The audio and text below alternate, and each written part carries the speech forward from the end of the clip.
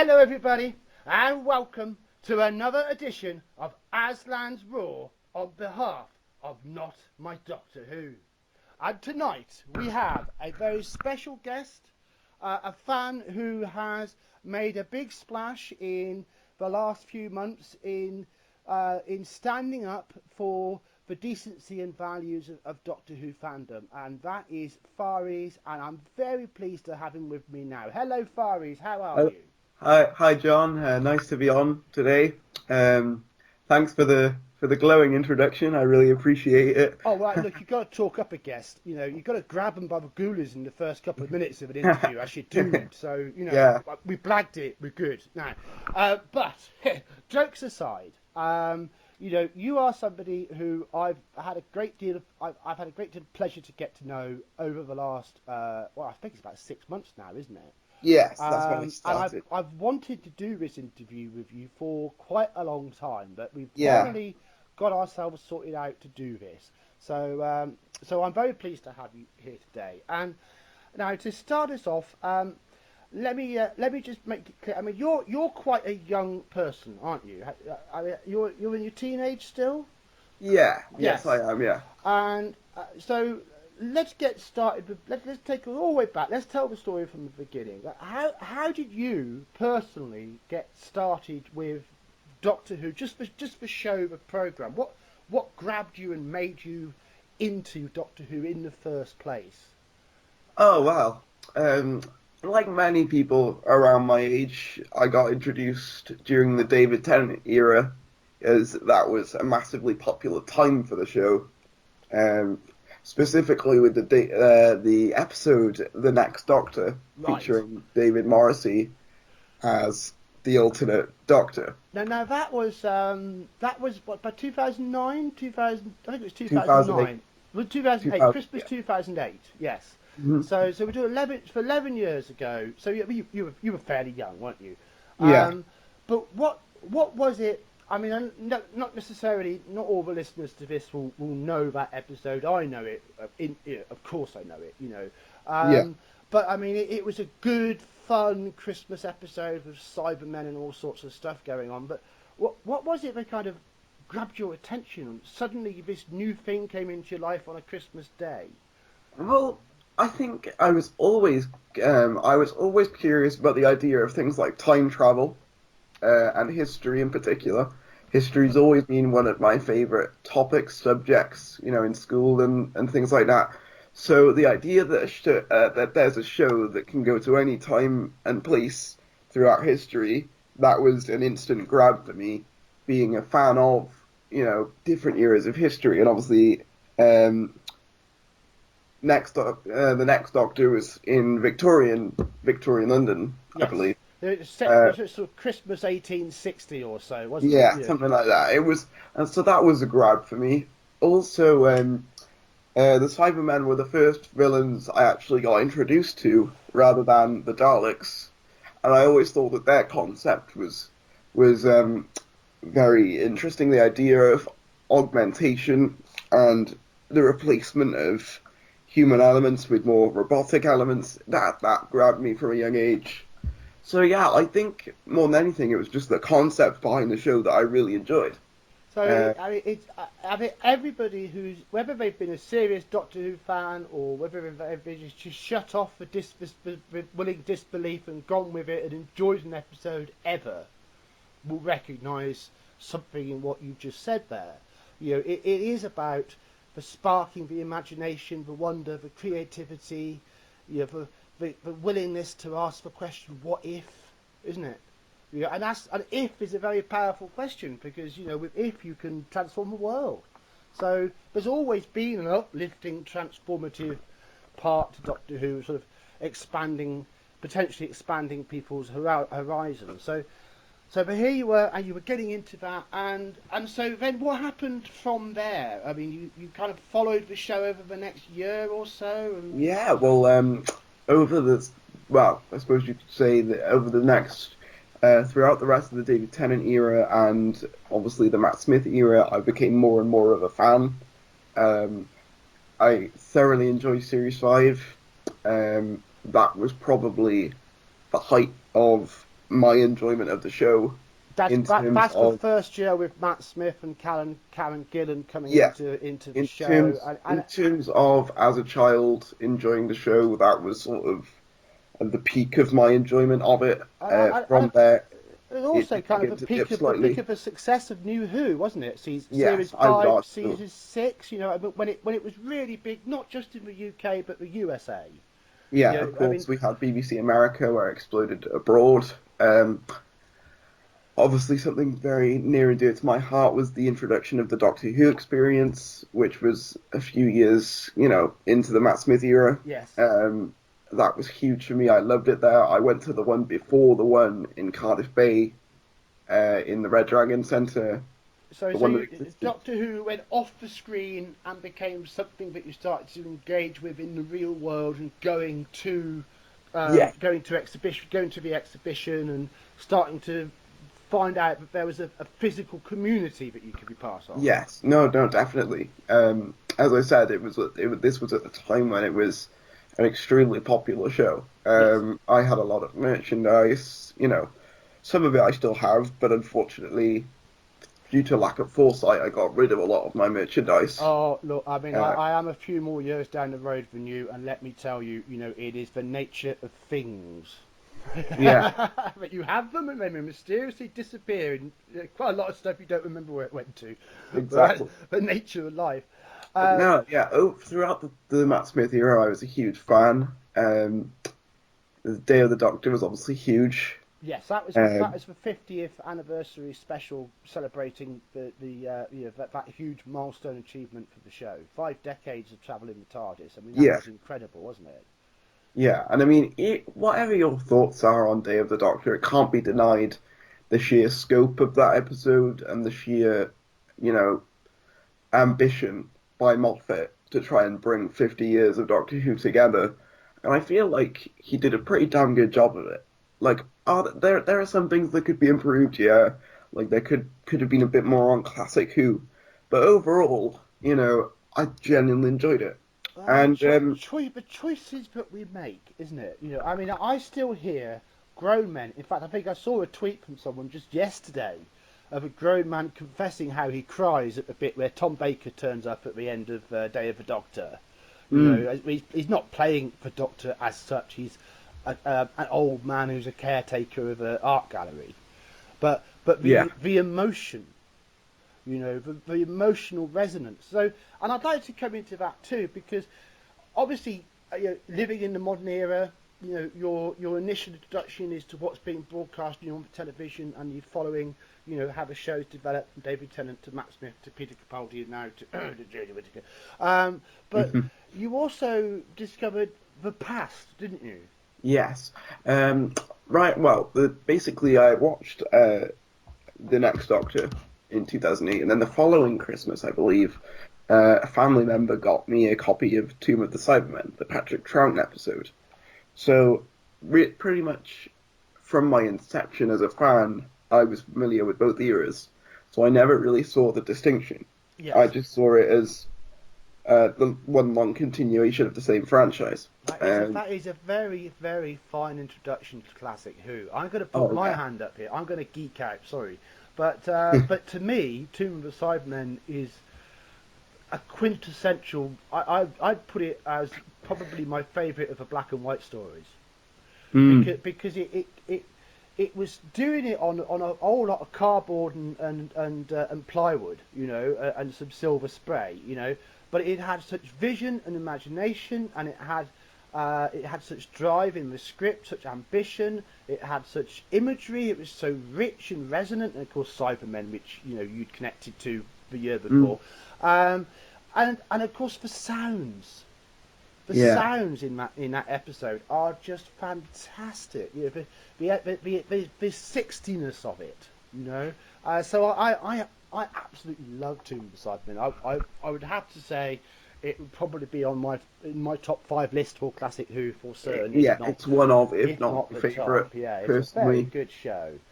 I Uh, kind of go back and forth between that and Remembrance. Personally, so, it's but either by that the or time Remembrance. that by the time that the Day of the Doctor special came along for the 50th anniversary, that was you've been a fan for about 3 years then, and by that time, what you must have been familiar with the whole shape of the show, and Yeah. got into all the fan information and started to understand how many seasons of classic Who they were and who the Doctors were and the companions were, and Mm, You know, all of that sort of stuff. I did a lot of my own research as well. Like as a kid, I would look up things about the show and I would read all the books and stuff. So I was fairly knowledgeable about the show, even though obviously I hadn't been watching for that long at the time. Yes. Obviously now I've been watching for over a decade, so I feel as if I'm even more knowledgeable now. But back then, despite my relatively young age, I'm still aware of the lore of the show and in terms of classic and modern Who. So I enjoy both eras of the show equally.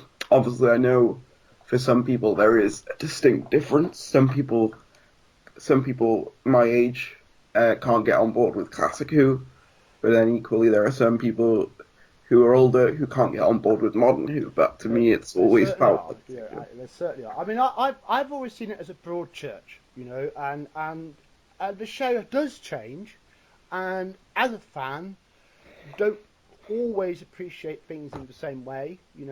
I mean, if I relate back, I wanted to relate back here, but also what just struck me there of what you were saying is that you've gone through that, but also obviously you're doing it in modern times. So you had the internet. yeah, Whereas for older fans like myself, it was when I was sort of at your point in fandom that you're describing to me now. When I was kind of at that early teenage Whovian interest, it was instead of the internet, we had sort of hand printed fanzines and lots of angry letters and things.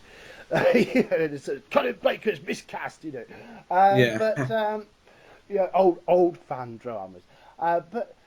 How did you find engaging on the internet with other fans when you first became in this early period, say until the start of the Capaldi era? How was your initial connection to fandom? What were fans like? Did you feel that everybody was nice to each other? I mean, what was your Yeah. experience? Well, I think Noel summarised it quite well. He said the Doctor Who fandom used to be the envy of a lot of fandoms, and that holds true. I started watching YouTube with Doctor Who on YouTube actively in 2013. Hence, I created the account that you see my videos posted to now. Obviously, I only started making videos about a year ago, but I've been watching YouTube actively since about 2013. And I quickly became a fan of people like the Who Addicts, the Five Who fans, even Trilbee I was a fan of. Well, And, we will no doubt discuss Trilbee at some point later in this podcast. But when he was doing ordinary fan critique and reviews, there was no reason not to enjoy his content, was there? no, the beautiful part about it, no matter who you're talking about, was that it felt as if uh, you know, they were talking to us, and you felt as if they could be you. Yes. Almost, there was that sense of relatability to them, which I always liked. To the early Doctor Who YouTubers. Did you Um, did you ever feel judged as a person when you first came into fandom? no, to be honest, because we all just liked the show. I'm making that point for a specific reason because Oh yeah, I know where we're going in this interview to an extent. But yes, of course. um, I want to come in and say, look, yes, what Noel says is absolutely right. The Doctor Who fandom absolutely was the envy of fandoms around the world, and for this simple reason, we didn't give a shit who you were. No, We didn't give a damn what your politics were. We didn't give a damn about your age. We didn't care about your sexuality. We didn't care about any of those things. We only politics and cared. sexuality. Sorry to interrupt Oh you. yes. Politics and sexuality only really came into the discussion, I'd say after 2015. Well, yes. 2015 onwards. This is all part of why we now have Not My Doctor Who. But Yes, of course. but But prior to 2015, it was very much just nobody we all cared. liked the show. Nobody cared. All we cared about was, do you love the show and would you like to talk about it? you know. And even when people had an argument over, you know, was Time and Irani crap, or did it have some worthwhile qualities to it? You know, we could have an argument over something, You know, but it was all in good. it didn't mean anything afterwards. It was just, okay, well, that's how you see it, that's how I see it. We don't mind. Because And at the end of the day, we were all a community, and that's I'm also thinking about, if people go and check out the extras of some of the official BBC DVDs, and I'm thinking about Earthshock. And on the DVD of Earthshock, I don't know if you've got it, but I do have there's the actually Shock DVD, actually a feature on there which is specifically about bringing in different politicians, bizarrely enough, for some reason, to talk about how they related to Earthshock. You know, and you've actually got right-wing conservative politicians and left-wing politicians, you know, talking about their memory of that episode, and the whole point of that feature is to actually lay out how, you know, Doctor Who is above politics. You know, that's how exactly. I'm not sure when that DVD was made. I haven't got it to hand, but it's probably about 2005, 2006. You know, it's one of the early releases, because Earthshock is one of the most popular Doctor Who stories, which is from Davison's era, 1982. Yeah. If anyone wants to check it out. But, you know, I mean, we're describing what fandom used to be, didn't we? It was all about tolerance and as love. well, I would say up until about 2015, I didn't really view the show very critically. In my head, it was basically, it's Doctor Who, it's bound to be good, you know, because I was kind of in that honeymoon period where I was like, this show is amazing, you got to watch it, and, you know, and you love every bit of it. 2015 was significant for my growth for two reasons. One is that I started watching a YouTuber called Tharries Moving Castle. Oh yes, Tharries. Yes. I would suggest everybody watch, because his critical videos is what started me looking at the show and other pieces of media more critically. Yes. Because as before, I would just sort of sit and watch it. Now I was actively thinking, you know, how could this be improved? How could that be improved? Why did they do that? What's the significance of that? Why did this not work? You get beneath the surface and into story, plot, character, tone, you know, and the underlying what makes Who good, you know, which is a bit like lightning in a bottle, of course. Everyone wants to capture success, but Harry, I would describe as an acerbic wit. You know, he's a little bit. He pushes your buttons a little bit, but with a very good tinkle and a humour to it, isn't there? You know, yes, and he's always looking to make a fair point, and he isn't just looking to bash it, and he will bash it, and he'll bash it hard. But when it's good, he'll stand up for it as well. So he's a very, I mean, he's a fair reviewer of his own particular style, isn't he? But I want to come back a little bit on what we've said, because we waxed lyrical about the old Doctor Who fandom here in how we all treated each other decently. But that's not the whole story, because another thing that Doctor Who fans were well known for were being right arseholes to the production. Because we would go, you've got this wrong, you need to do it like this. We were very passionate, weren't we? You know, so we were good to each other, but we were a bit of a pain in the arse to the production team. And I think I remember something that Gareth Roberts said recently in an interview, actually, that back then, you know, during that era, you know, the idea was, look, some people get a bit overmuch. You just don't try and feed the extremes too much. You know, just don't overdo it with giving them ammunition. But if you've got them muggled along, you know, and by and large, you know, we were supportive of the show and the choices that were made, especially in the modern era. I don't think it wasn't until the Capaldi era started that this show started to get serious criticism from the fans in the way that maybe the JNT area in the 80s had done.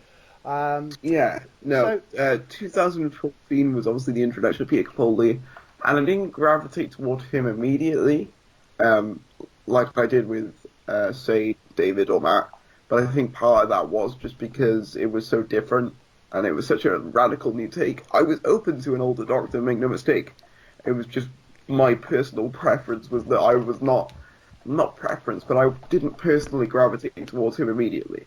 He did eventually win me over, but it wasn't instantaneous. But that's just me personally, not knocking him as an actor like some people like to do, And actually, I think that's okay because Peter's character as the Doctor was a massive change from Matt Smith's. It was a very different style, and the first And New Who in general, honestly, yes, because New Who in general was pretty much known for the young, funny Doctor, other than maybe Chris. And yes. even he had his funny moments, whereas Peter Capaldi in Series 8 was a completely radical new take. But looking back on it, I prefer that to what they did to his character afterwards. But the thing I want to point out is that it was okay to have that view. No one was going to have a go at you for not liking Peter Capaldi in Series 8 because, it was just new and different. And we Well, all. I mean, I think one thing that, in terms of the long-term fans, I mean, and how I sort of interact with people who have been long-term fans, the consensus opinion is we all love Peter Capaldi Yes. as an individual, as an actor, as an ambassador for the show, and as a lifelong Doctor Who fan himself. Mm. And we all wanted more. We wanted more from him, but we also wanted more for him. We wanted better scripts. We wanted. That was mainly my issue with his Doctor personally, was that I feel like it was just the way he was written. Obviously, Series 8 was the darker Doctor, which looking back on it, I really like.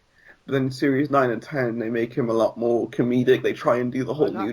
And that is it, isn't it? This is now we're coming to the crunchy point here, because I mean, as a long-term fan, when it was announced that Matt Smith was leaving, and I would rather Matt Smith had stayed another 2 years, because I was hoping that New Who would push on to a 5-year Doctor, not a 3-year Doctor, and I wanted Capaldi to stay 5 years as well, because I think that's when you really get the depth in the part, and you get that Doctor gets to have a saga, but that's slightly coming back to it.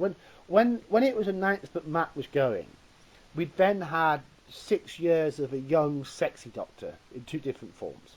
I mean, every woman around 30 in the country had a little bit of a heart swoon over David Tennant in the part. It seemed that way anyway. I mean, he really was a heartthrob Doctor, and also fans cried buckets over the Rose, what happened with Rose Tyler's character in the first 2 seasons, and the emotional resonance of Doomsday when they were, trapped on opposite sides of a parallel universe, and I feel like that's when a lot of women got introduced to the show as well. Well, I mean, it was a modern Not to show. overly generalize it too much, but women do enjoy a more romantic side. Well, obviously, I feel like when the show was brought back, in order to be successful, it couldn't be just for anoraks, despite how some of us make fun of the whole Rose thing, you can't deny that I would say Russell T Davis's era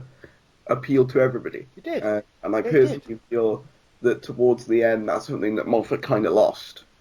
He just was either writing for himself or writing for the fans.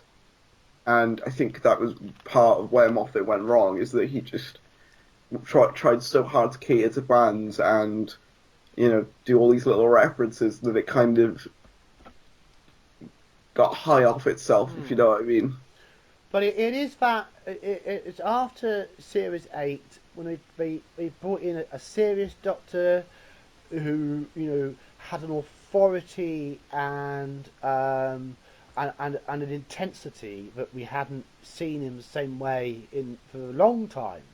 I mean, it was and I will sort say of mix of Hartnell and Pertwee and his own self as well, wasn't he? He was harking back to the roots of the character because he knew the character, he knew who his Doctor was supposed to be, and he had that from the start. But the BBC blinked, didn't they? There was something about Series 8 didn't go quite so well in America. My theory is that it didn't resonate as much, as much with children because he was older. That's just my personal theory. Because obviously, the younger your Doctor is, the more kids resonate with a younger, more like a role model, and that's why they bought all the toys in the David Tennant and the Matt Smith era. You didn't see as many toys for Peter Capaldi, and even less, I would argue, for Jodie. But we'll get on to that in a bit. Well, what toys? Yeah. But the point I actually switched off from Doctor Who, and the point where I actually, got rid of a lot of my merchandise, was the 2015 episode, The Witch is Familiar, The Magician's Apprentice, that two-parter. And that was when Peter Capaldi rode in on a tank with sunglasses and a guitar. Yeah. Because I just thought at the time, this is stupid. Something had happened. Something had happened. There was some pressure had changed the course of things. And I just wasn't enjoying the show like I was before, and I just, for large portions of Series 9, I just switched off. And then with Hellbent, we had the scene with the General, which has become pretty infamous. The scene where the Doctor shoots the General, yes. Which was already giving me red flags at the time because I was like, can I just pop in? I'll give a little bit of context here. We talked about the opening of season 9 with the Dalek story, which is Magician's Familiar, which is Apprentice. Yeah. And that stuck a wrong toe. Hellbent is the final episode of series 9. And we're talking about a scene where the Doctor goes back to Gallifrey, and the General is a Time Lord character that we've been introduced to actually in the Day of the Doctor 2 or 3 years before. And what happens is the Doctor is in a situation where he's being pushed to the extremes of his character, and he actually shoots the General. The General then regenerates into a female Time Lord, which was the first time that had been shown on the show. The female version of the General then gets up, and pretty much the very first thing she says is, "My God, that was my only lifetime as a male. How do you stand all that ego?" It was something like that, wasn't it? It was, yeah. And obviously, even before she regenerated and the Doctor shot the General, even then I was like, I don't care if it's a Time Lord. The Doctor doesn't shoot people. Period. It just doesn't happen. There's a good example would be at the end of Time, where he points a gun at the Time Lords. He never actually shoots them. He would never actually go through with it. But the Doctor did in that scene. He did. Yes. And that was kind of the first time where I saw that this character wasn't quite the same. I mean, you have to wonder, but why? Why is it that all of a sudden the stazers of a Gallifreyan guard don't stun? Because they've stunned plenty of people in the past, but all of a sudden they had to put a line in there to say it doesn't have a stun setting. Yeah, and so that I'm looking with my scriptwriter's head on here. Is that this is forcing the story to create something that you want to happen. In order to create an example of a Time Lord female regeneration. Yeah. So again, as I said, even before she regenerated, it was just kind of a betrayal of the character to me. So they broke the Doctor's character in that scene. Just for in this order to make supposed a point joke as well. But a Time Lord can become female, and then to punctuate it with a snide comment about the male ego. Now, look, I'm not saying that I saw that and was offended, because actually it takes a lot to offend me. I'm a pretty tolerant guy, No, I wasn't offended, but it was the first time I was looking at this show going... It's in the context of where we are now in 2019, but we can see that was a pivotal point. When I first watched it, that was when I first sort of saw that, wait, that's not okay. If that was the other way around, you wouldn't be able to say it. So why is it acceptable this way around? Yes. And that's kind of the first time that I saw the introduction of politics into media and entertainment in general. Obviously, the year after this, we got the Ghostbusters reboot, which was even more blatant, and then from there it just got worse. That was when I first saw it. Yes. Obviously, I thought at the time, it's only one example, you blink and you'll miss it type of thing. as long as it wasn't too over in the future, then it'd be all right. But obviously, we didn't get that. It got worse. Obviously, the season afterwards, Series 10, we got the introduction of Bill Potts. Yes. Now, I will give Bill... People, I mean, I found that a big improvement over the Clara character, who was very difficult to like at the end. Yeah, I will give Bill credit. She is a lot more likable than Clara ever was, and the actress playing her Pearl Mackie did her absolute best to make her as likable as possible. And fair play to her, With one series, she was a lot more likable than Clara to me, and Rose, for that matter, to be honest. But again, in Series 10, with Bill's character, one of the things that was obvious was that the show had to go all out at every point to emphasise Bill's a lesbian. Yeah, that's the thing I wanted to get onto. Yeah. Most episodes included a moment where she said that she was a lesbian. No matter how obvious or overt it was, there was, a scene where she would say about her sexuality in most episodes. And it just... And the immediate comparison that people on the other side of the argument like to bring up is, well, Captain Jack. And Captain Jack was, I believe he was bisexual. Well, or unisexual, because Captain Jack is a character from the far future, and he was brought in back in Series 1 of a reboot. Exactly. And, he showed that in how he acted. But he didn't go, I'm a unisexual, as a line of dialogue. Yeah, no, he didn't look at the camera and go, oh, yes, I am gay. Do you get it? Yeah, no, that's not what he did. His sexuality was part of his character. If you removed Bill's sexuality from her character, she'd basically be the same. And, you could just change the Puddle Girl to a boy, and nothing would really change in her character. Her development would be entirely the same with Captain Jack, though. This is the problem, isn't it? When you start to take not just Doctor Who, but any drama, and you start to layer these sexual identities on with a thick spatula, and I think if we come forward slightly and we think about the Christmas special, the New Year's special from the start of 2019, the terrible Dalek episode, and there's a scene in there where the Dalek's gun and other attachments are in a secure government building. Yeah, I know where you're going with this. And there's a guy, he's a security guard, and he's on the phone, and he's literally in the show for 30 seconds because the only point of the scene is for the Dalek to shoot down, to come in and take his bits back, But in that 30 seconds, this guy has to tell the audience that he's homosexual by having a telephone call with his boyfriend. And I can't actually quite remember what the scene was about, but it was something about going out or going to a party or something.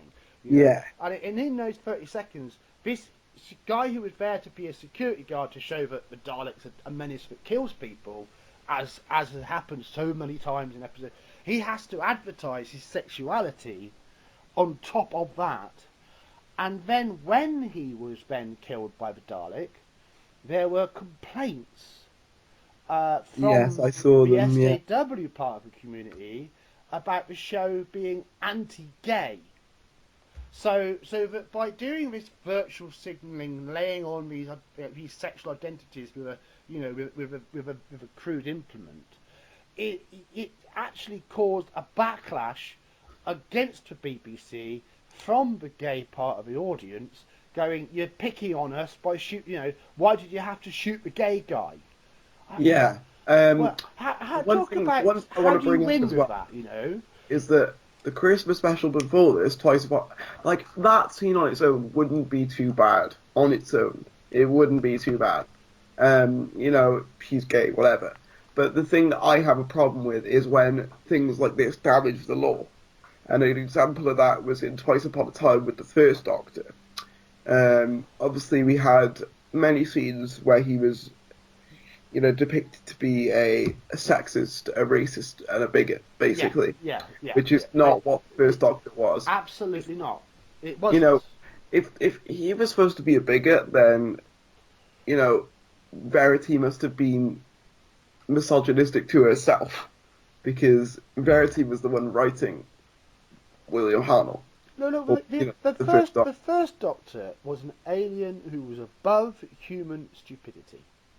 Exactly. Yeah. And yes, he had his quirks to his character. The words irascible are often applied to Hartnell. He could, and his Doctor could have a snappiness and a tetchiness to him, but also a great deal of compassion and understanding.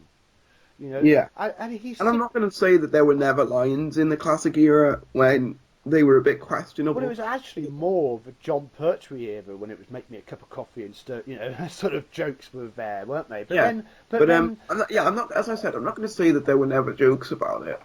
But the way it was depicted in Twice Upon a Time was that it was all the time, which it just wasn't.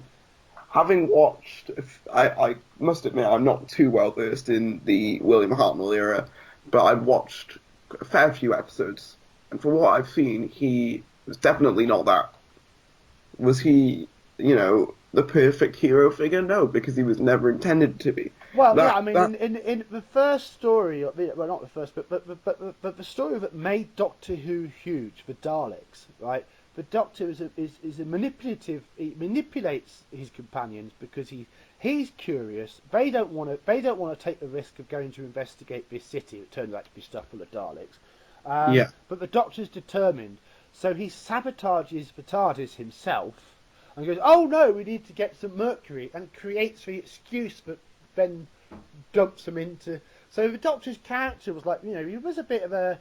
It wasn't yeah. But as I quite. He said, wasn't. when He you look wasn't. into He was the an early anti-hero in development, some ways. when you look into the early development of the show, the idea was that Ian would be the morally righteous character, Correct. Yeah. um, and the Doctor would be more of the old guy who's got the time machine. Yes. He's basically the guy with the car. Yeah. Yeah. He's a guy with a car. Yeah.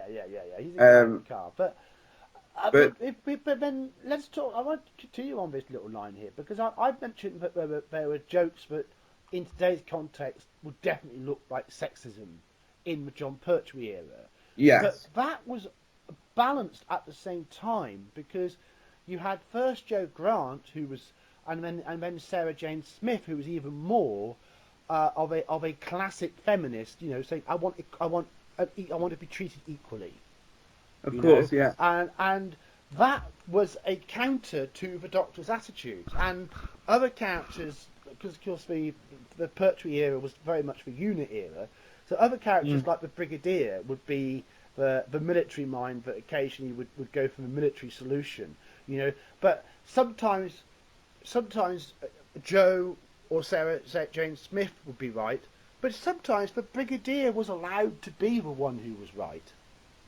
Exactly. So there was a It was balance to these. balanced. Yeah. There was a balance to these forces, and for those who say that Doctor Who's always been left wing, etc., there's always been those elements in there because a lot of this is about the eye of the beholder, But at the same I would time, argue it's pretty central, see if you or take it was. if you take a writer for that era like Malcolm Hulke, who wrote he wrote the Silurians, the Colony in Space, Invasion of the Dinosaurs. Probably missing one or two out there, but he wrote quite a few scripts of the show.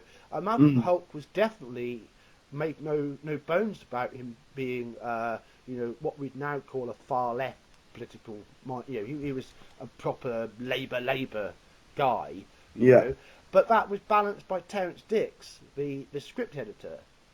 So again, these elements were there, but Doctor Who always presented an overall balance of views.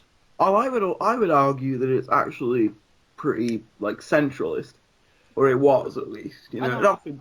I'm reminded of the final interview that Stephen Moffat gave just before the final Peter Capaldi episode aired, in which he went out to make the point that you've got to have something for the Brexit people too. And that's a quoted line from Stephen Moffat, and I do see that both in the RTD eras and in the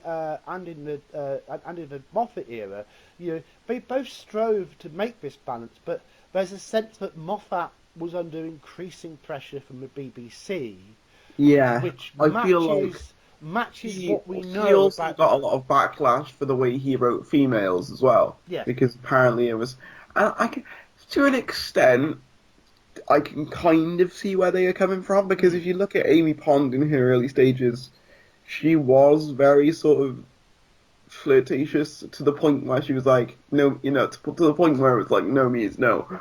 But well, look, episode 1, series 5, she's dressed as a strippogram police girl, and that's her yeah, job. That's her job. and I can When she understand to an meets the extent doctor, why that would. yeah. I can So, understand to an extent why that would irritate some people. That the first female companion we get was depicted as a strippogram, um, and she was. If you look back at Flesh and Stone, I think it's episode 4 of series but 5. if you There's a went, bit at the end where she's like, really coming onto the doctor like a lot, and she basically she is very flirtatious.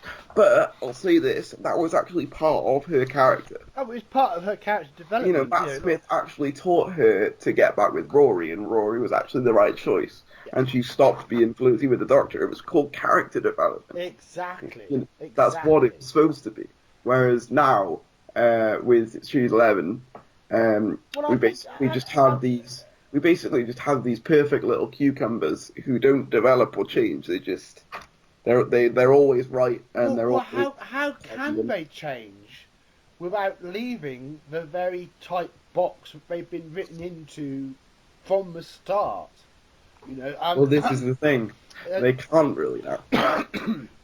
Well, there is a particular change that we know the Doctor Who Feminist Front is, who claim to be behind the writing of the show, that they deliberately are trying to engineer, but we will perhaps come to that in a little bit time. Now, okay, so let's come back to this.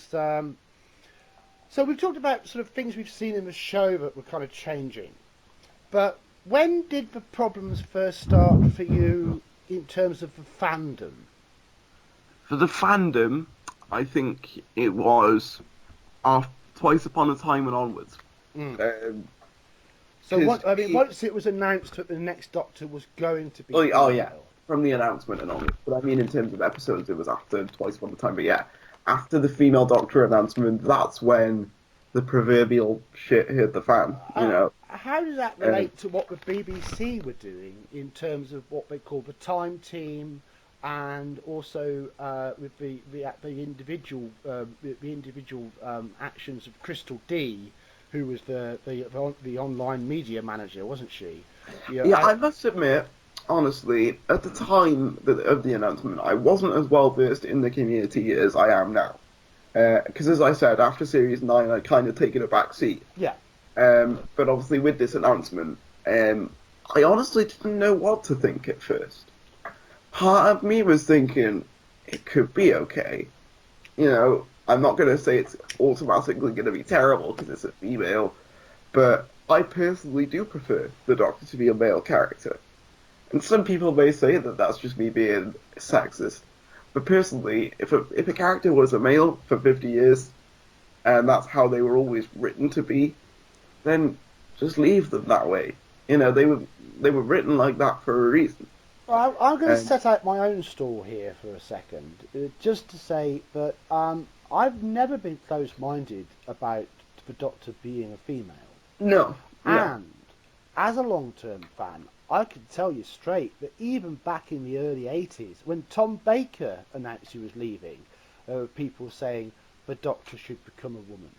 When Peter Davison was leaving, it's almost like, are they going to go for it? And people were talking about Joanna Lumley and so forth, and suggesting actresses who could do the part. So I've always been open to the notion of a female Doctor. Yeah, it's been an idea that has existed for a long time. But I assumed, quite wrongly, that the BBC would have a sense of responsibility with the franchise. So that they wouldn't make a female Doctor a political token. But what's actually happened is the worst possible way to bring about a female Doctor. Mm. Because instead of a free-thinking individual who's really got confidence in herself and everything else, but what we've got with the 13th Doctor is a very insecure person. So much so that at the beginning of episode 4 of the series 11, Arachnids in the UK, this Doctor is so terrified of being alone that she's literally begging these people that she really barely even met or knows. She's begging them to come with her. Yeah. It's like, oh thank God, oh my God, I'm going to be on my own. Oh no, I wouldn't have been able to go. Ah! What is that? To briefly go back to the announcement very quickly, if that's all right. Yeah. I did find that was the day that the fandom was going to split in half. Yeah. And you did see two sides to it. As I said, I have no problem with the idea that a woman could play the Doctor. My preference is for the Doctor to just be a male character. That's just my personal preference, It's like if, I don't know, with the next Bond, if it was a female. Obviously, most people would want it to be a male because it's James Bond. It's in the name. And I felt the same way with this. I felt that I would prefer it to be a male, but I'm going to give it a chance. I'll try it, and if I like it, then great. If I don't, then, well, I've lost the show. But at the end of the day, I've got 50 years of history to. But look, let's switch over from it. Let's consider what you're saying there about the character of James Bond. I mean, the fact is, there have been female James Bond type characters. I mean, I'm thinking about a relatively recent movie called Salt, which starred Angelina Jolie. And she was exactly a very competent female spy who could do everything that James Bond could do. So we've seen these characters, but when it comes to the social pressure and the part of society, in particular, which is pushing and pushing and pushing to make James Bond a woman, it's not about a different take on the character. It's about taking control and ownership and changing something so it's no longer what it was. It's kind of like an extreme version of peer pressure, where if you say something to someone often enough, they'll eventually cave. And I think that's quite similar to what's happened with most franchises. People have been so loud about this person needs to be a woman, this is sexist, this is racist, that they're all caving because it's just been repeated so many times. But again, obviously around Twice Upon a Time's release and obviously the announcement of the female Doctor, this is when I started watching people like Bullstrek, El Patron, people like that, who I've been very lucky. I don't know that El Patron was quite active then, but he did set out his stall before Series 11 started, didn't he? He said this is going to be a shit show, basically. Yeah, I just mean around the 13th Doctor era, I started watching people like Bullstrek, El Patron, which is when they really blew up as well. And, I've actually had the privilege to work with those people, which is great. Yeah. But that's when my mindset started to change. And one thing I didn't expect when I saw the announcement for the first time was that the show was going to go full-on progressive. And I thought this was just going to be a way of keeping the show fresh. But then, obviously, when Women Who Fell to Earth aired, and I thought, personally, it was just fine. It was fine. It was just a sort of a poor imitation of the 11th Hour to me. I thought, this has potential, but it needs improving. But then more and more throughout the series, we saw more and more political stuff, and it became very evident to me through my own judgment and watching other people's opinions on it. It became clear what Chibnall was trying to do. And, the thing is with entertainment, is it's supposed to appeal to everybody.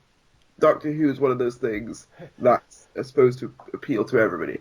You It's know, supposed I mean, I'm just thinking about it to see Series 11. The first sort of 15, 20 minutes, I thought this is quite fresh, this is quite new, a new directorial style and everything else. I mean, it actually it drew me in on its interest, in the first Yeah. 15, 20 minutes.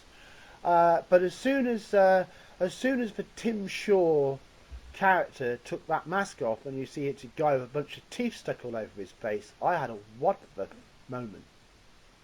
Yeah. Because I thought that is such a juvenile way to characterise an antagonist, and then it everything got worse from there. And what was interesting, what actually drew me in with the first half of that episode, was totally absent from the rest of Series 11. It was all flat, dull, long, tedious scenes, And now, I'd like to bring this back to you personally here now, because let's take us to the Series 11 has started to air. What happened to you on a personal level, trying to talk about the show online from the start of October until New Year when the Dalek story aired? What did you experience during that time? My first video came out on the 1st of December. That's when my first video came out. So at that point... So let's back that up straight away. So you weren't planning to start a channel, were you? No, not really. Well, I say I wasn't planning to. It's something I thought about for a long maybe time. an idea that was percolating, but you never really committed to it. But something happened as a result of what was happening with Series 11 that made you go, that's it, I've now got to start having my say, I've got to start putting my view I think out. for me, the thing was that I think the night I made my first video, I just watched a Series 11 episode. I can't remember the exact one it was, because they all blend together, to be honest. But I watched a Series 11 episode, and then I watched a Bull Strike video, or I think it might have been a Bull Strike and Al Patton video, something like that. And I was just like, yeah, I agree with this. I can say this. I want to say my opinion. Yeah. So on that night, I made a very crude, poorly made video discussing the problems with Series 11. We're talking technically crude here, not content crude. Technically crude. It was your first go, basically. Yeah, opinion-wise, I thought what I said held up, but in terms of technical stuff, it was poor.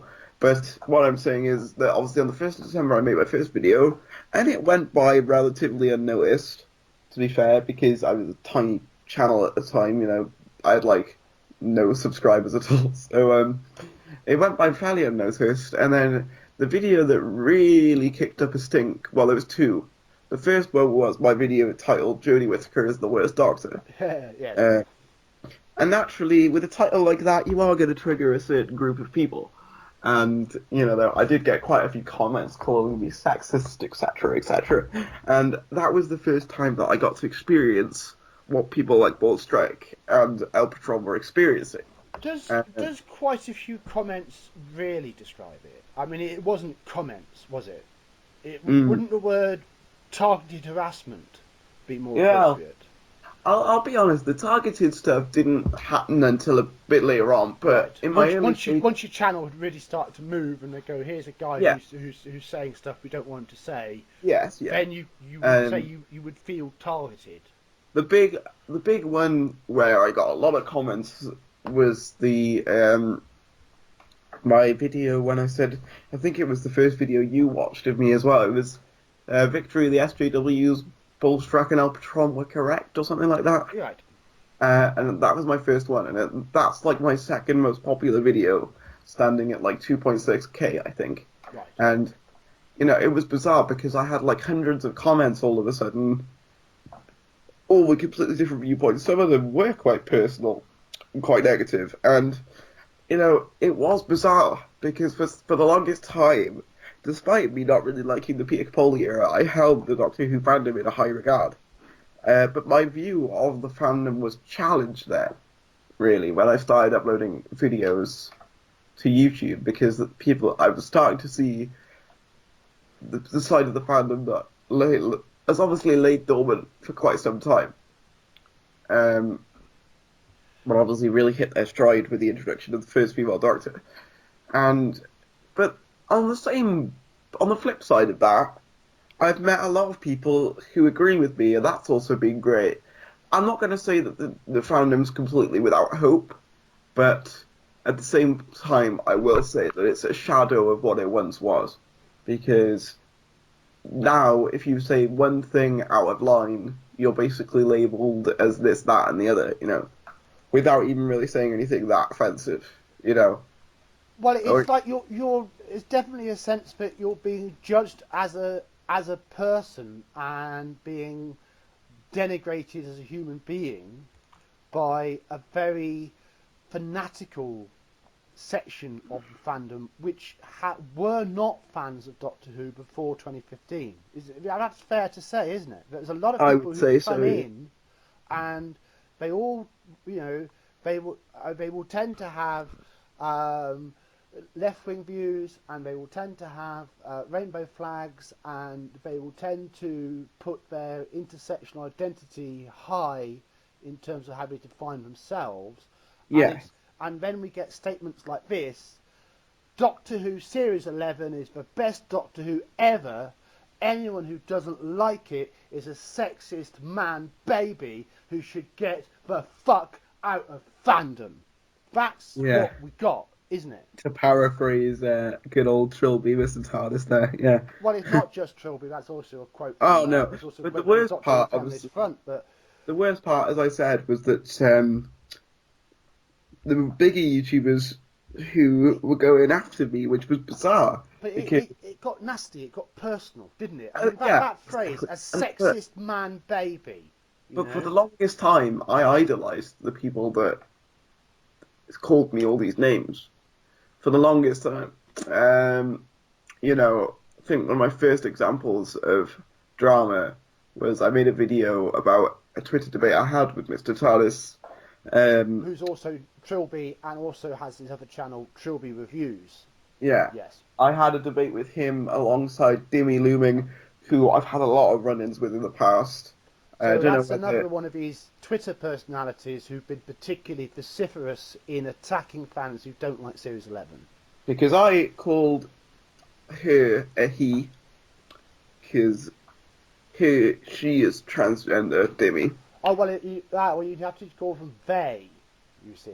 Yeah, well, That's they, yeah. Dimmy is transgender. But I'd watched Jimmy for years. I actually quite enjoyed her content Right. quite some time. It was only when she started defending Series 11 and started, you know, calling people out for not accepting her sex. Well, not so much not accepting it, but saying the wrong thing in terms of he, she, whatever, that I really started to go off her. Well, I And mean, let's try and look at this. Right. So, what we've got is a situation where, following whatever happened, right, the BBC blinked at the end of Series 8. Right. Then they started to bring in more elements which accelerated for Series 9 and Series yeah, 10, and then was insulting to the show itself in the final Capaldi episode. Even though there are lots of things which are very good about that episode, there are other elements which are definitely seen as an insult to the show and to the character of the First Doctor and to William Hartnell as an individual. And then we get the full blown no restraint, no balance, no pretense at offering something apart from this particular intersectional world view.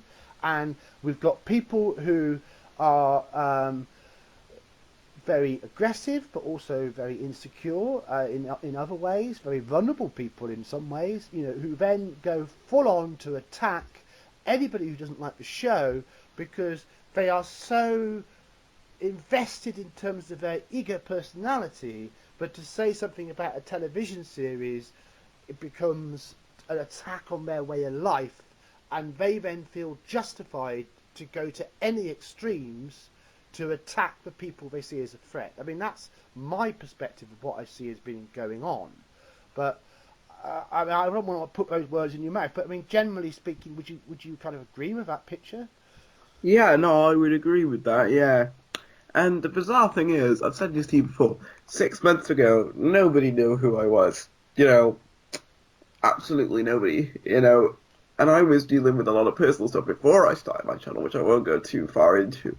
But it was kind of my creative release, my channel, and all of a sudden to be called out by people like Trilbee and Dimmy, uh, but people who I'd held in high regard, uh, was bizarre. The fact that they not only acknowledge me, but they attempt to slander me and my name for exhibiting a different opinion to them.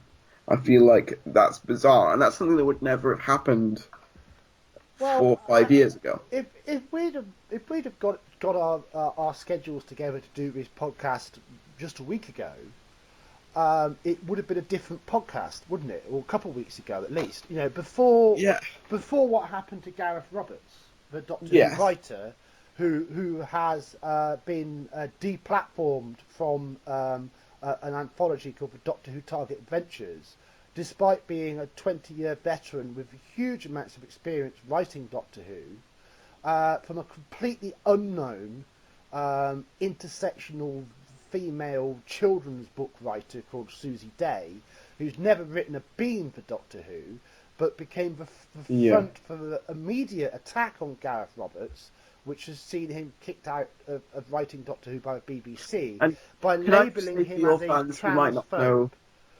Can I just say for your fans who might not know? I wrote a tweet. What was it? A few days ago now. Saying I retweeted one of Gareth Roberts' tweets and said Gareth Roberts for showrunner as a joke. That was it. It was just a joke. I wasn't expecting anyone to reply to it or anything like that. All of a sudden, I start getting a bunch of notifications on my Twitter. Well, Uh, one of which was before we from. discuss what happened, Okay. why did you make that tweet?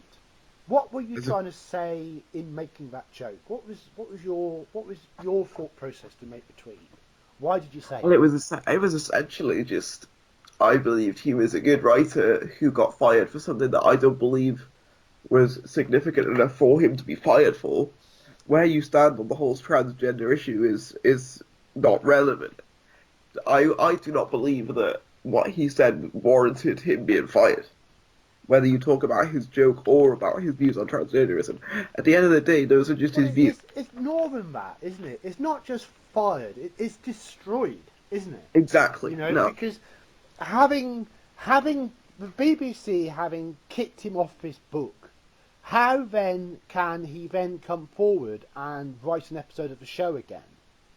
Or if he writes something for Doctor Who under the license for Big Finish, how can Big Finish use him to write any more audio content with Doctor Who without also being attacked as transphobes? And Yeah. this brings us back to what happened with Trilbee. Yes. Now, I have actually written about this because Trilbee's attitude was so appalling, and he completely refused to apologise for attacking you in quite a vile way. And can I just say as well, I openly offered for him to talk to me like we are now, man to man, voice to voice, you know, just to discuss it, debate it, and maybe come to some sense of agreement, not agreement, but maybe some sense of understanding of each other. Well, I'd quite But happily interview Trilbee for a podcast. but We he might completely have and a utterly little bit more of refused. a conflict of views, but I would quite happily interview Trilbee. But because he came out and straight away smeared you as transphobic because he said the only reason Tharries wants this is because Gareth Roberts is a transphobe. So he didn't directly call you a transphobe. To be honest, though, but the I influence is don't, I very don't clear. He's saying it's only Gareth Roberts' transphobia that makes you want him for showrunner. which isn't true. And Which the is funny just thing is, farcical.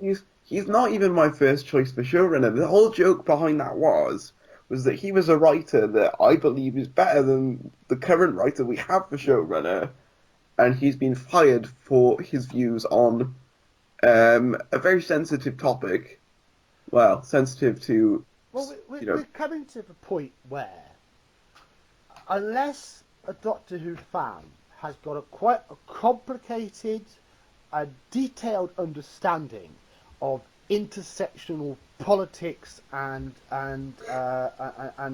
ideology and so forth, unless a Doctor Who fan can show that they completely understand all of these aspects of all the different perspectives of gender, despite the fact that the entire LGBTQ community represents no more than 3% of the British population. So mm, 97% of people, basically, they understand that we're an open modern society and we want to be tolerant and not restrict anybody else's rights to live freely how they want to live.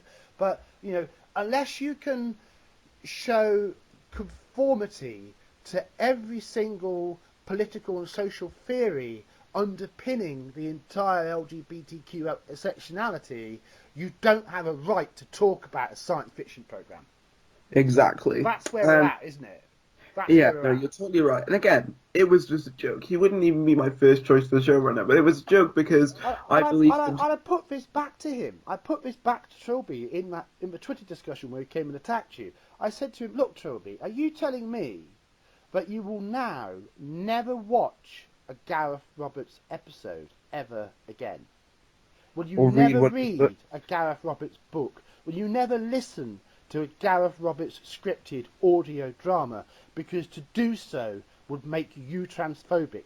I put it to him. Of course, he refused to answer that question, and very shortly afterwards, he was trying to fool Noel. Noel was telling him, I can't remember, some sort of case story of a girl called Ruby, I think, who expressed that she did misgivings about having gone through gender realignment. And he tried to tell Noel that was something completely different. Noel proved to him that Noel knew what he was talking about, and it's Trilby that was wrong. Then he cut and rang, and he blocked all three of us. Yes. Exactly, yes, he did.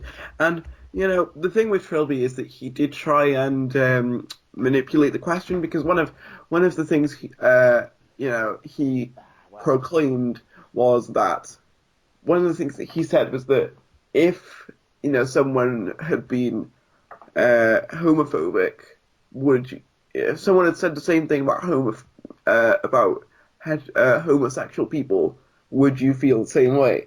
But the reason that doesn't work is that homosexuality and transgenderism are two completely different things. Yeah. And I mean, I couldn't believe he made that mistake. and I said, He and I mistook said, gender for orientation, which that's actually an extremely offensive thing I to said, somebody. I No, said never you mind. can't compare the two because the two things are completely different. Yeah, yeah. And you can't expect me to answer such a ridiculous, ludicrous question. So this is what happens when somebody is so desperate to virtual signal, but they themselves are not in that. They're not in that world, and they don't really understand. And he's attacking you for something that he doesn't really understand. No. I mean, isn't it farcical?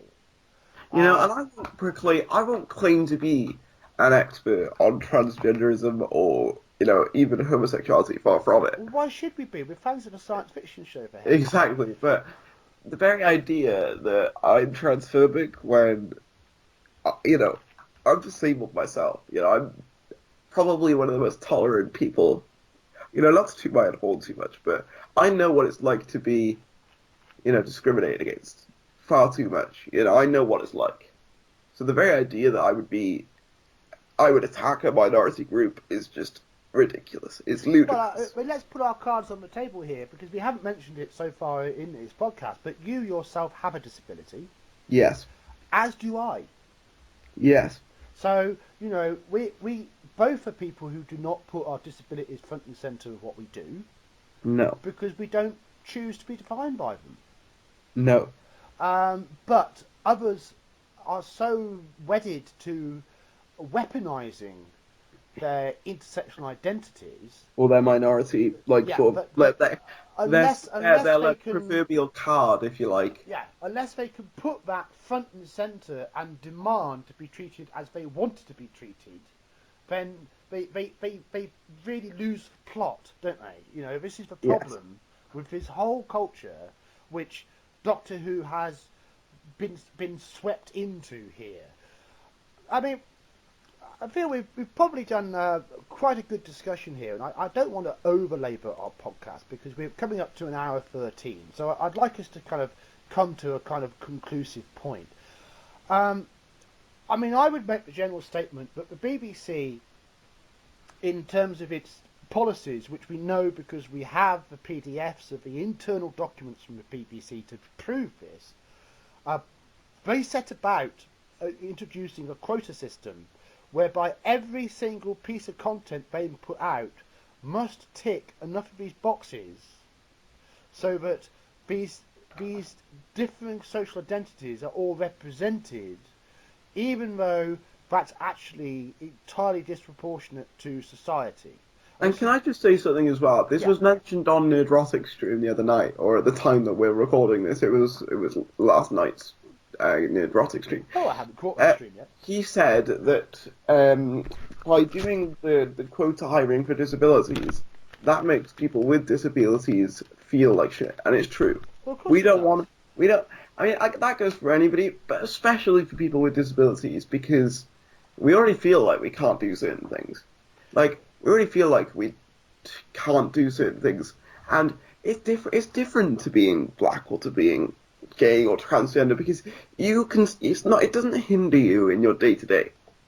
Like, you can still, if you're black, there's nothing stopping you going out for a run, is there? No. But for us, there is, and that will always be there. There's no way of getting around it. So but I want to come to this point here to try to push you to a conclusion. The reason that the BBC is doing that, the reason that people see these things in the content of the BBC and other TV channels as well, but especially the BBC, because they're not subject to the same commercial forces in the same way because of the tax of the licence fee. But when people see that in shows, it's not accidental. It's always purposeful. So it was a purposeful strategy to inject these things into Doctor Who, whether it was right for the actual show or not. And so we're looking at something which has very much been imposed and which has introduced an aggression and a violence into fandom which has been incredibly divisive. Yep. Now, I mean, do you feel that what do you feel is going to happen for fandom in the future? What do you feel would have to happen for fandom to come back together to be a unified, happy community? It's going to be extremely difficult now. It's going to be extremely, extremely difficult because I feel like the divide is so large at this point that it's going to be very difficult. But if what Noel is reporting on happens, if Jodie and Chibnall leave in 2020, and if Series 12 is the last series, then maybe we could salvage the show and therefore the fan base. Well, however, look, it's going to take an extremely good writer after Chibnall, an extremely good actor, and some hell of a good, good stories, good aliens, etc., to really bring this show back to where it was prior to Jodie's run, or even prior to Jodie's run. Now we know that the BBC listens to all our content. Yes. And we also know that the Doctor Who Feminist Front has a very aggressive plan and seeks to use the show to attack the sections of society it hates. Principally, people like me, straight, white men. Oh dear. So, I mean, I know what it's like to be a deplorable. I know what it's like to be the lowest of the low. And let me tell you, in honour, there's no one I would rather be, because I'm the sort of person I would always stand with the underdog. But do you feel, because we know the BBC is listening, do you have a message for the BBC? What would you like to say to them about how they treated you, and what they've done to you as a fan and to the wider fandom? My message to the BBC is the following. You fucked up. You can still fix this. It's not too late. Stop with the quota hiring. That doesn't help. In fact, it makes people like me feel significantly worse for themselves. hire people based on their ability and talent. Get rid of all these people. Like, obviously, you've fired Crystal D now, but get rid of everyone. Crystal D's gone. Benjamin Cook's gone. 2 members of the But Time team are gone. get rid of any remaining ones of them that you've got. Remove this diversity inclusion strategy entirely, and just hire people based on their ability, and make shows that everyone in Britain, and by extension the rest of the world, are going to be happy with. Because at the end of the day, not everyone is transgender or gay or black. It's just not. It's just not. You know. When you're trying to force a perspective into things in such a way that it then becomes a war against the perspectives of the majority, I mean, that is a long way away from a happy commercial franchise which is going to sell well. Exactly, and this is something else I'd like to tell the BBC. Your merchandise is not selling. I live in Cardiff, right? The home of Doctor Who. I went shopping the other day. I saw one Doctor Who magazine on the shelf. It wasn't even a Jodie Whittaker one. It was an old Peter Capaldi one. And the Doctor Who exhibition has gone.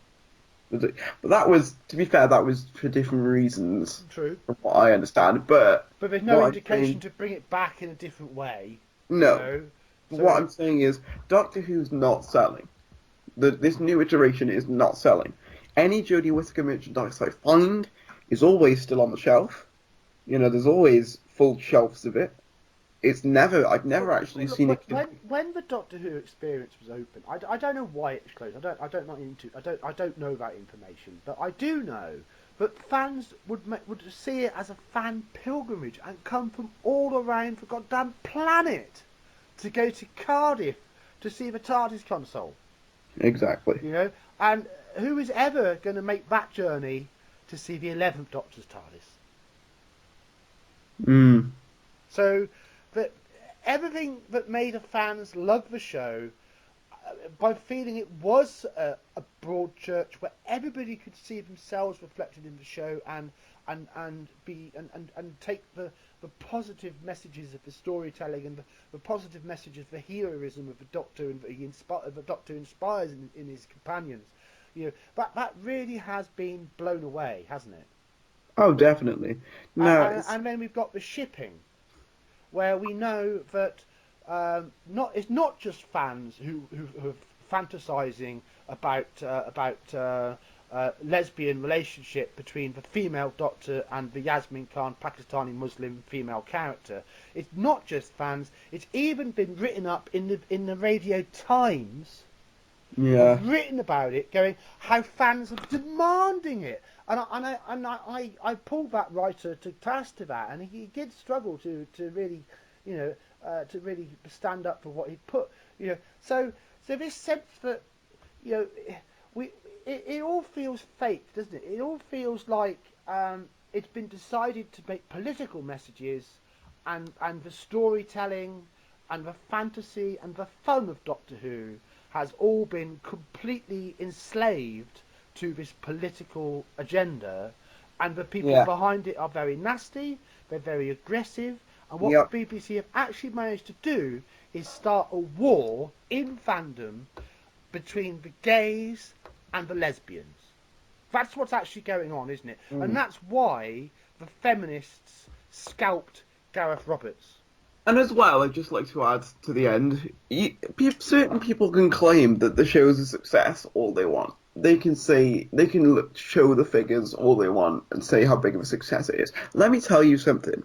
I bet you all, and this goes for the BBC as well if you are listening, I bet you all that the majority of the viewership for Series 11 was out of curiosity.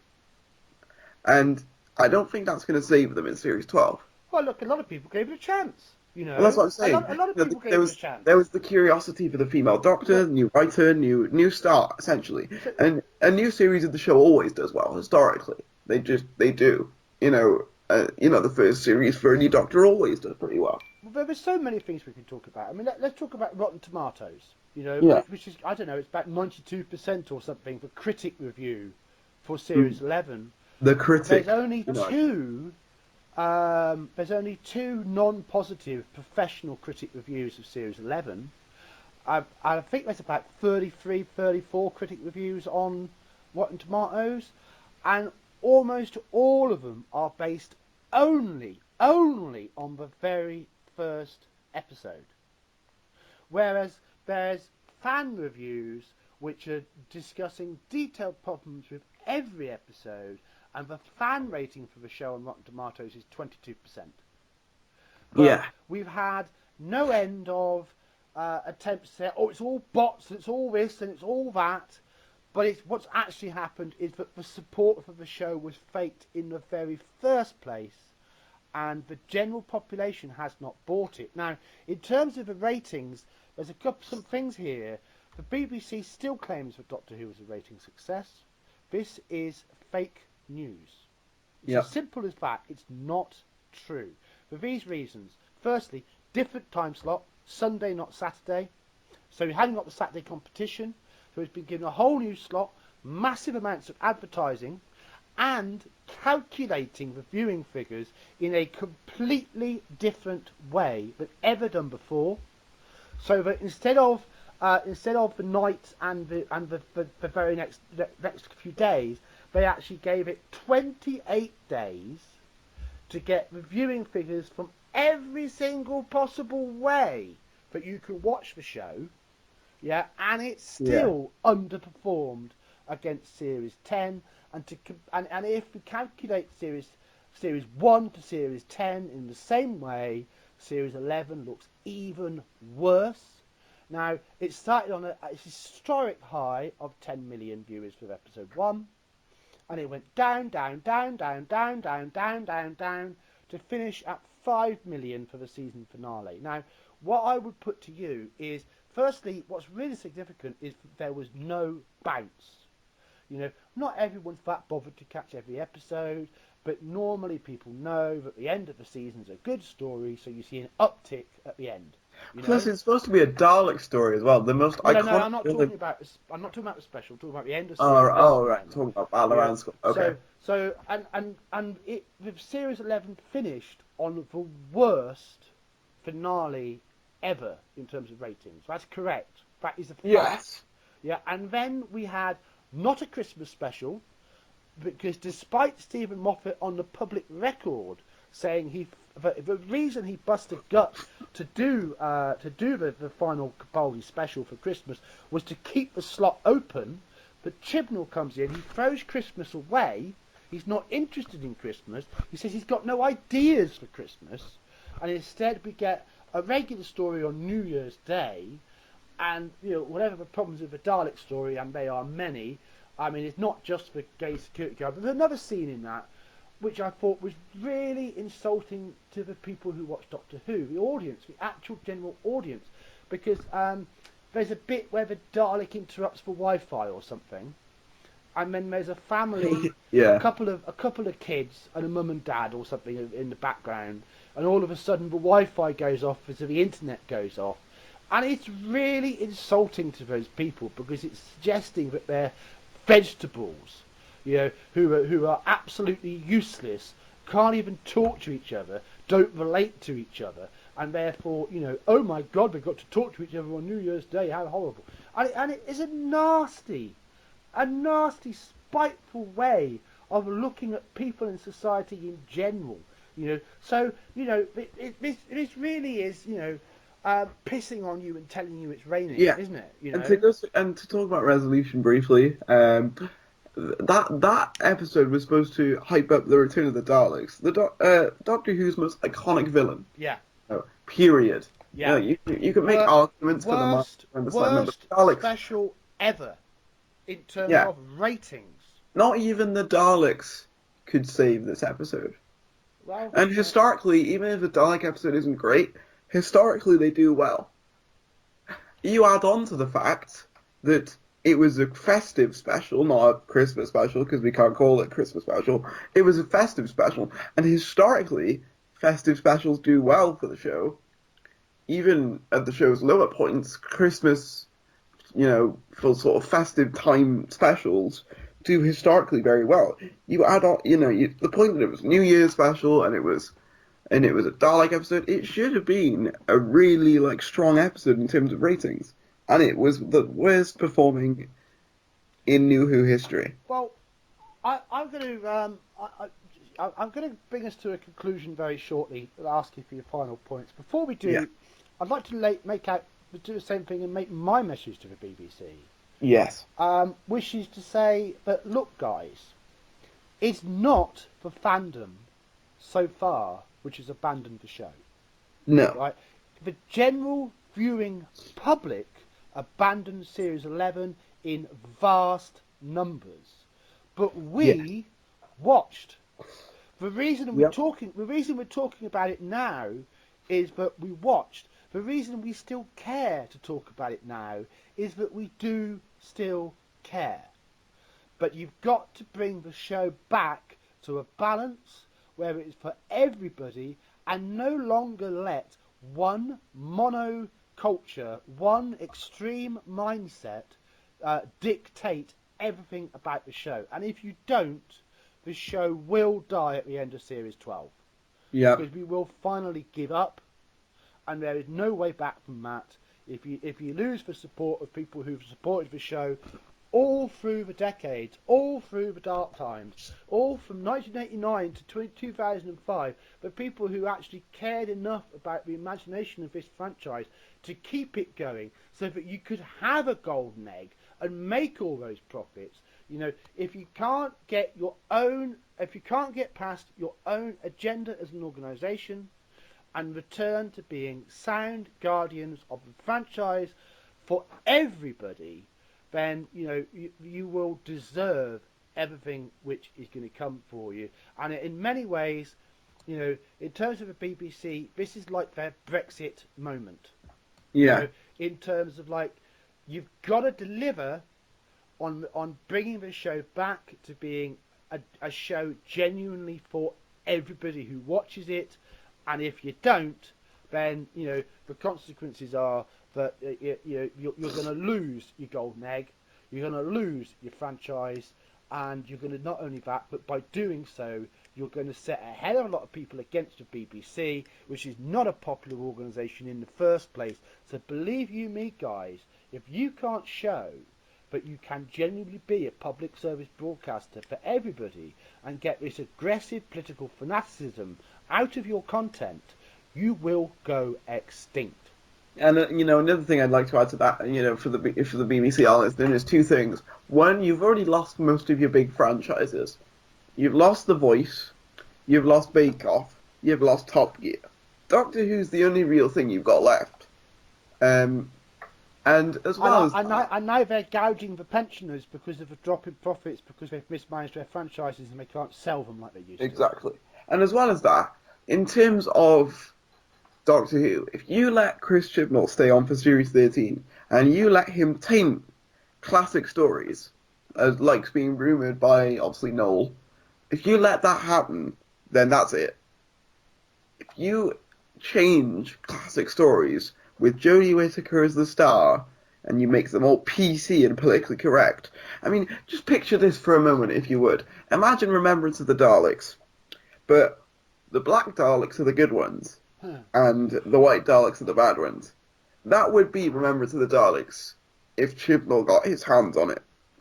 Imagine that. And that's what I'd like to leave with. If you want that, and if you want people to turn off even more than they already have, then carry on. Yeah. But I won't be watching that. Yeah. I won't stick around for that. I'll watch Series 12, and I'll see if it improves, and I'll see if hopefully Chibnall leaves. We're going to be watching. But this is the I mean, last it already chance seems saloon. as if they're trying to do a course correction with Series 12. Because obviously we've heard all the rumours of it being more like Series, with Well, David... they're trying it, aren't they? They're trying it, but they have to understand that, they have bought into the same mistake as other movie theatres and others all around the world. And when even Disney has been brought to its knees by pushing politics over storytelling, the BBC really needs to watch out. Yeah, they do. Right, it's been a pleasure coming on. to this. It's been absolutely amazing to come on. You wanted to do this for quite a while, and I've been looking forward to it as well. So it's been. Well, I hope you found it a different kind of interview than you It otherwise is. might have. I mean, I'm not really a Doctor Who blogger. You know, No. I'm more of a philosopher and an activist. Yes. And Doctor Who is only one topic amongst many that I look at. So you know, I'm like you. I'm a fan who's engaged with the situation, and behind it all, it's not about hate. It's about love. Yeah. So I think we both feel that ultimately, don't we? Because we are here. We don't hate anybody, you know. No. But we have been abused, mistreated, and you know, and have seen the BBC mismanage not only the show but the fan base to the point where we are now in a very sorry situation. So you Yeah. know, we are good people. We actually want to help, and you know, in terms of positivity, we actually have plenty. In terms of ideas, we have plenty. In terms of input and feedback and suggestions, we have plenty. But none of it's going to come any good until the show can be brought back to being produced from a balanced perspective. I'm absolutely love talking to you, Tharries. I've loved being able Yeah. to get a little bit deeper into what's made you the YouTuber that you now are today, and Yeah. where you're coming from. I hope also that what we've talked about today may help others who perhaps have got misconceptions about where we're coming from to understand a little bit better. Yeah. And I can only say on behalf of Aslan's army, thank you so much for joining me today. You are very welcome. Thank you for having me. Right, so that's it, everybody. You know where to go. Tharries on YouTube, at Tharries on Twitter. You can't miss him. He's making a splash. Goodbye.